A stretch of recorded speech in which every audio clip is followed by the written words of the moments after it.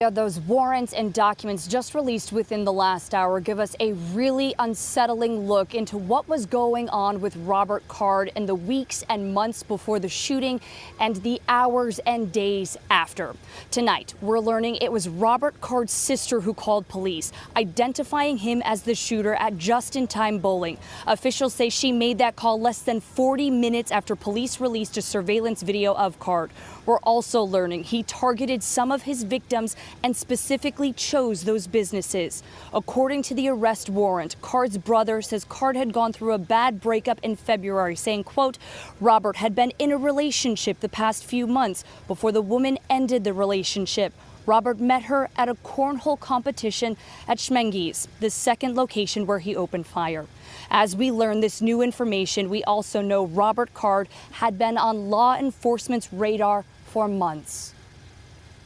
This is frustrating. Frustration growing among those who live in Lewiston as details come out about Robert Card and what law enforcement knew about him. Documents from the Sagadahoc Sheriff's Office show the man accused of killing 18 people during a shooting spree at a bowling alley and restaurant last week was on their radar for months. We looked at what was done as it aligns with our policy. Documents show Card's family met with a deputy in May, concerned the 40-year-old was paranoid, hearing voices, and recently picked up 10 to 15 guns. In September, Card's fellow Army reservist contacted the sheriff's office, quote, concerned that Card was going to snap and commit a mass shooting.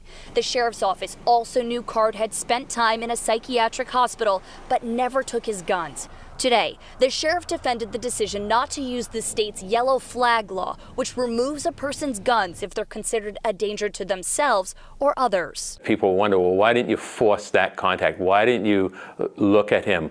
You know, there are certain rights. As an internal investigation is being done within the sheriff's department, some family of the victim say red flags should have been caught a number of times. I blame the doctors, first of all, on this particular one. When a doctor gets someone in there like that, they need to stand up and say, hey, look, we got to red flag this guy. Now tonight, we're also learning the rifle found in Card's car could have accommodated the type of silencer he tried to buy in August. That attempt failed when he went to pick it up and self-reported that he had been checked into a mental institution. That gun shop owner then refused to sell the silencer to him. Live in Lewiston, Maine, Emily Maha, WCVB.